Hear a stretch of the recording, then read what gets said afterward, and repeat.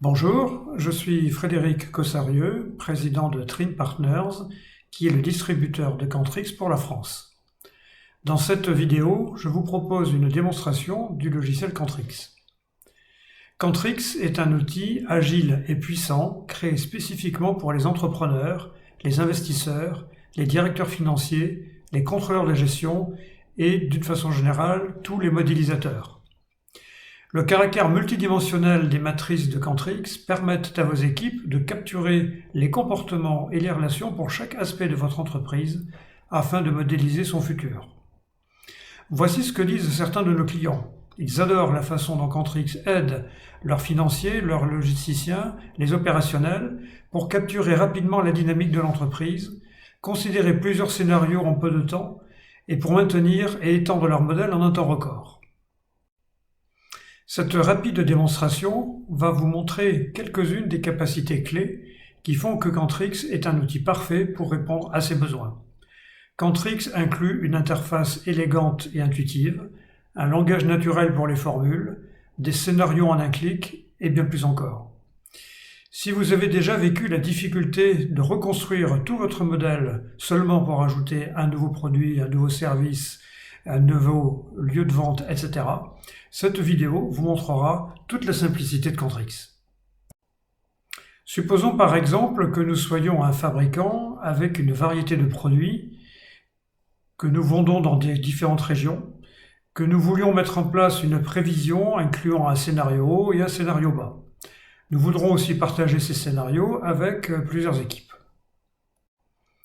Pour commencer, nous ouvrons un modèle basique.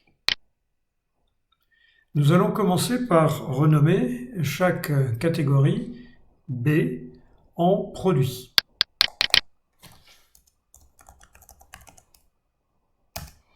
Nommons ensuite le premier item, B1, nous allons le remplacer par produit numéro 1.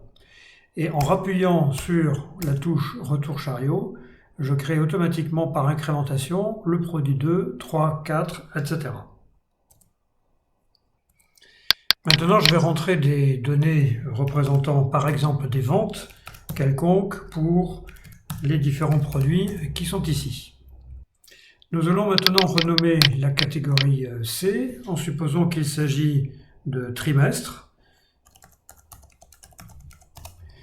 Et ici, nous allons donc avoir le trimestre numéro 1.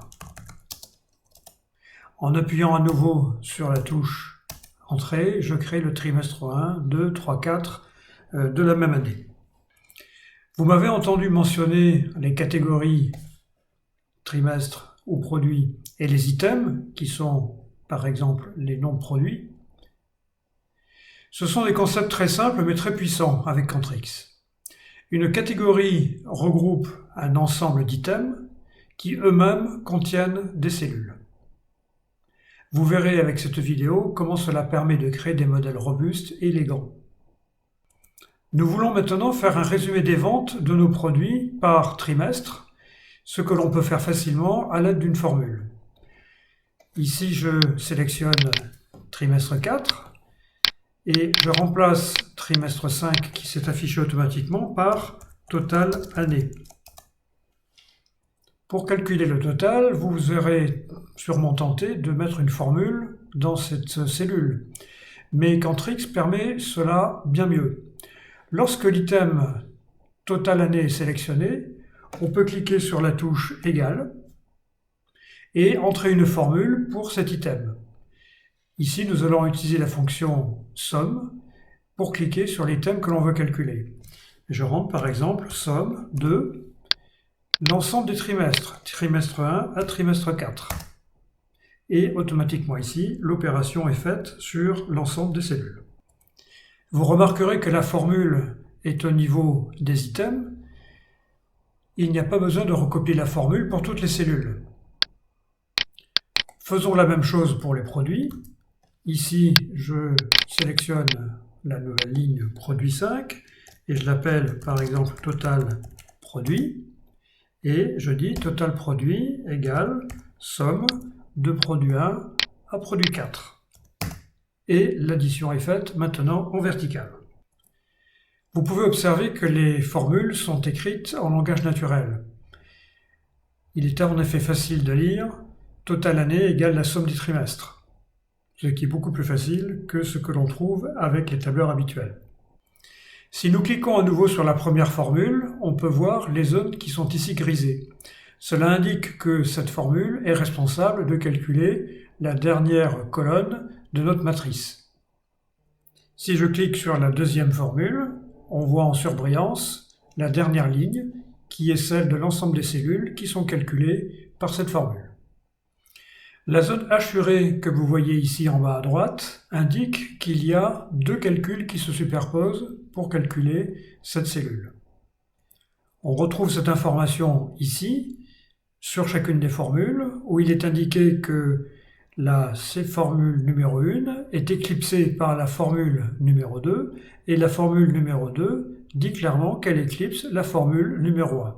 En effet, elle se recouvre à cet endroit. Pour éviter cela qui peut générer des erreurs, eh bien, nous allons modifier la première formule en lui disant de sauter le calcul du total. Et maintenant, nous avons deux formules qui, l'une calcule les cellules qui sont ici en grisé et l'autre calcule la ligne horizontale également en grisé. Et vous voyez que l'information de l'éclipse de l'une par l'autre a disparu. Nous avons maintenant un modèle qui est sans recouvrement. Pour l'instant, nous n'avons mis des informations que dans la première colonne du premier trimestre. Supposons que l'on veuille faire des prévisions pour les autres trimestres basées sur les trimestres précédents avec un facteur de croissance.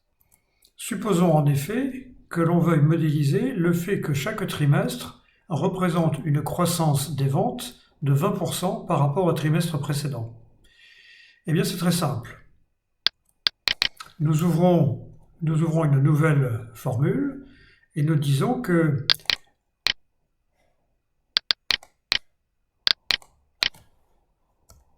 les trimestres, ce trimestre est égal au trimestre précédent multiplié par 1,2. On relit la formule, ce trimestre est égal au trimestre d'avant plus 20%. Et regardez ici, le calcul est fait de façon automatique de trimestre en trimestre et le total a été mis à jour. Pour être tout à fait exact, il faut moduler cette formule en indiquant qu'elle ne va pas s'appliquer au total de l'année qui est lui-même déjà calculé d'une autre façon. Donc on rajoute skip total année. De la même façon, afin d'éviter les redondances, on va indiquer que le calcul ne va pas s'appliquer au total des produits, la formule existant déjà pour le total des produits. Ce qui nous donne cette formule, ce trimestre, c'est le trimestre d'avant, multiplié par 1,2, mais nous sautons le calcul de l'année et du total produit, et vous voyons qu'ici, il n'y a plus de recouvrement entre les formules. Donc pour l'instant, nous avons une matrice simple à deux dimensions. Mais nous allons complexifier cela en introduisant différentes régions de vente, ce qui va nous faire passer la matrice à trois dimensions. Pour cela, je clique sur l'étiquette Produit, j'appuie sur Enter et ça me crée une nouvelle catégorie qui s'appelle ici C, que je vais nommer Région. Et je vais définir ici différentes régions. On va commencer par exemple par appeler le Nord. Je reclique sur Enter et je crée le Sud. Je reclique et je crée l'Ouest. Et je reclique et je crée l'Est. Nous voyons alors à l'écran que les différentes régions ont été créées pour l'ensemble des produits, y compris pour la somme des produits, ainsi que le total des années sur les 4 trimestres. Nous pouvons maintenant rentrer des valeurs pour les autres régions, Sud, Est et Ouest. Plutôt que de rentrer de façon manuelle des données sur chacune des zones et chacun des produits, nous allons utiliser une fonction de Gantrix qui est une fonction de génération de nombres aléatoires. Et ici, nous avons écrit la formule trimestre 1 égale rand between, c'est-à-dire random between 2 et 7, en sautant l'année et le total des produits. Donc c'est uniquement les données qui sont ici qui ont été calculées. Et de façon instantanée, nous voyons ici la matrice qui s'est remplie sur l'ensemble des produits et l'ensemble des trimestres. Vous voyez dans cet exemple que nous avons utilisé un pourcentage de croissance unique qui s'applique à tous les produits et à toutes les régions. Nous allons maintenant définir des taux individuels de croissance pour chaque région, car il n'y a pas de raison que ce soit le même région par région. Pour cela, nous allons créer des hypothèses par région et non plus une hypothèse globale. Et bien pour ce faire, il suffit de prendre l'étiquette de catégorie région qui apparaît ici à gauche dans la matrice données réelles pour le glisser à droite.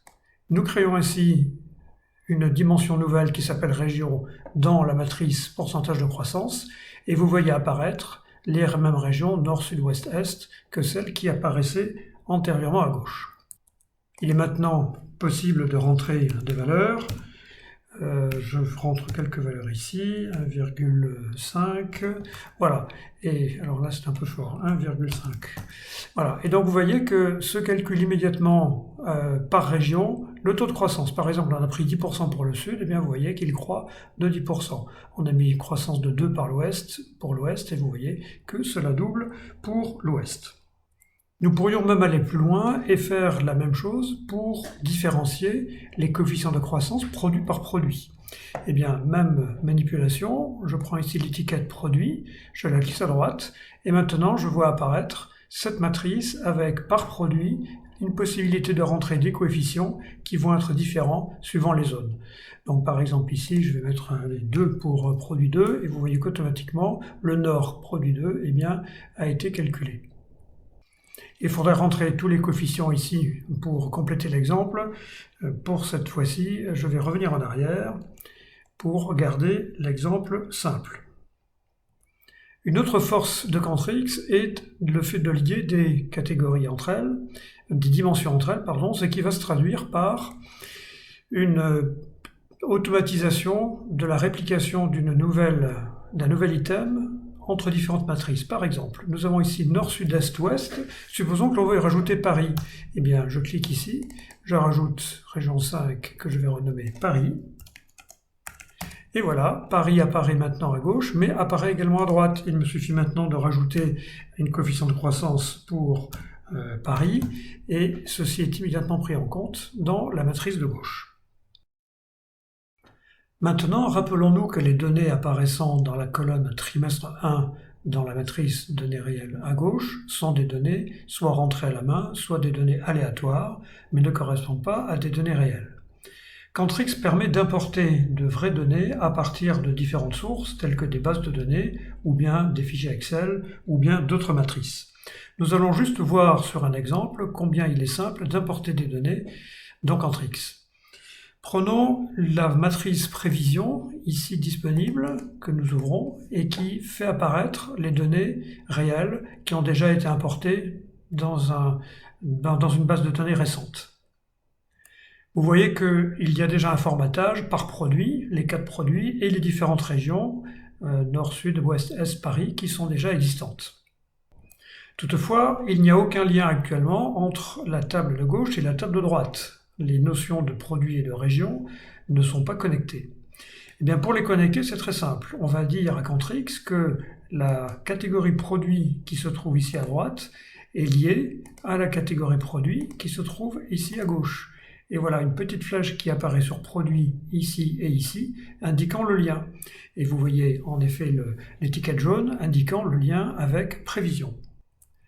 Nous refaisons la même chose avec les régions, donc les catégories, on va choisir région, et ça y est, une petite flèche apparaît ici et là, et donc les données ici sont liées. Ça veut dire qu'on a signalé à Cantrix que la notion de produit et la notion de région se réfèrent à la même dimension dans la matrice prévision et dans la matrice de données qui est à gauche. Pour terminer l'importation dans cette colonne trimestre des données qui sont ici, eh bien il reste à dire à Cantrix de remplacer le calcul aléatoire qui était disponible ici, je l'enlève, par tout simplement trimestre. Et voilà, les données ici ont été importées de la droite vers la gauche. Nous avons donc ici modélisé 4 trimestres pour 5 zones, nord, sud, est, ouest, Paris, et pour 4 produits. Avec une hypothèse de croissance qui est celle que nous avons ici, l'hypothèse de base, marquée dans la matrice pourcentage de croissance. Maintenant, nous allons aller un cran plus loin et supposer que les hypothèses de croissance peuvent varier et que derrière l'hypothèse qui est ici, nous pourrions avoir une hypothèse basse et puis que nous pourrions avoir une hypothèse haute. Et ces différents scénarios vont être constitués par l'hypothèse de base, l'hypothèse basse et l'hypothèse haute. On va supposer par exemple que l'hypothèse basse, c'est égal à l'hypothèse initiale multipliée par une valeur inférieure à 1, par exemple multipliée par 0,9. Et immédiatement, vous voyez les coefficients recalculés. Et puis on va dire que l'hypothèse haute, c'est l'hypothèse de base, au contraire, multipliée par exemple 1,15.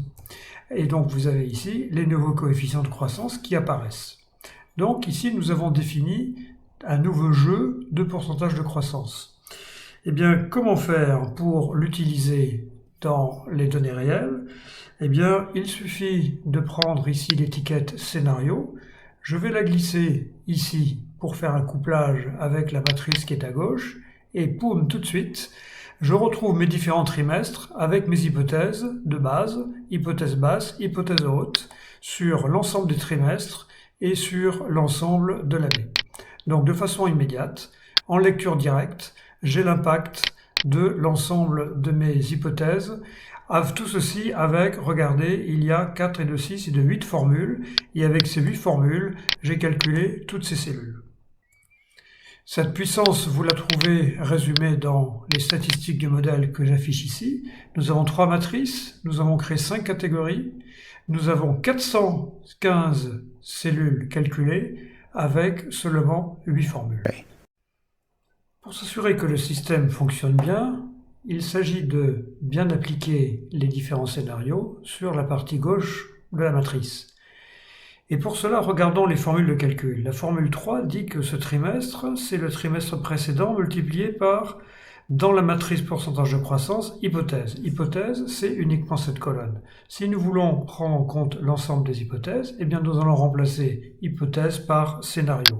Ce que nous faisons tout de suite, je remplace ici hypothèse par scénario. Et maintenant, nous voyons voir apparaître des valeurs différenciées correspondant aux différents scénarios. La lecture de ce tableau peut vous paraître compliquée. Pour ce faire, pour simplifier la lecture, eh bien on peut choisir un scénario parmi l'ensemble des 3. Il suffit de ramener l'étiquette en haut à gauche et une liste déroulante apparaît qui permet de sélectionner l'hypothèse basse, l'hypothèse médiane ou l'hypothèse haute. De la même façon, vous pouvez vouloir zoomer sur un trimestre particulier. On amène ici l'étiquette trimestre et vous voyez, vous sélectionnez ici un trimestre qui est celui qui vous intéresse. De la même façon, vous pouvez vouloir vous intéresser à une seule région. Eh bien, voici la façon de procéder. Maintenant, je regarde la région nord, le trimestre 3 et uniquement le scénario.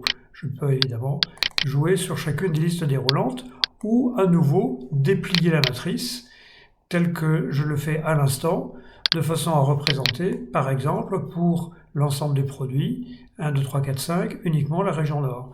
Donc vous voyez que la façon de manipuler les étiquettes permet de pivoter la matrice dans tous les sens, de façon à sélectionner uniquement ce qui vous intéresse et de la façon dont cela vous intéresse. Vous voyez ici, j'ai disposé les trimestres sur la gauche, ce qui n'est pas classique. On peut les remettre ici à droite et remettre les régions ici sur le dessous. Voilà, nous avons là un résultat que nous voulons partager avec d'autres équipes, d'autres personnes de l'entreprise, pour qu'elles puissent éventuellement venir modifier des données et consulter les résultats. Eh bien, la façon de procéder consiste à aller positionner les données qui sont ici et le modèle complet dans le cloud. Nous cliquons ici sur Publish to Cloud avec des droits d'accès et ici un nom de l'exercice que nous publions tout de suite sur le cloud. Voilà, nous obtenons un lien et il est directement publié sur le cloud. Je prends ce lien, je le copie et je vais maintenant ouvrir une autre fenêtre. Cette fenêtre sera celle de mon navigateur sur laquelle je viens cliquer sur le modèle que j'ai créé. Et voilà, vous retrouvez sur votre navigateur, sur votre browser, la totalité du modèle tel que nous l'avons travaillé jusqu'à présent. Et là encore, vous pouvez jouer sur les étiquettes, choisir une liste déroulante, choisir un scénario, faire exactement les mêmes manipulations que celles que nous avons vues tout à l'heure à l'écran. Cette démonstration vous aura montré que les données sont ainsi partageables à l'intérieur de l'entreprise avec des droits d'accès qui sont modulables personne par personne. J'espère que vous aurez apprécié cette vidéo et découvert la puissance des outils Quantrix pour modélisateurs et planificateurs. Il y a beaucoup de cas d'usage pour Quantrix, beaucoup plus que nous pouvons le voir en quelques minutes dans une seule vidéo. Mais si vous voulez voir par vous-même, nous avons une offre d'essai en ligne pour le produit Quantrix Modeler et le fonctionnement en cloud. Nous disposons de centaines de vidéos YouTube qui présentent les différents cas d'usage et une grande communauté sur notre forum en ligne pour que nous puissions répondre à vos questions. Merci de votre écoute et je vous dis à bientôt avec Quantrix.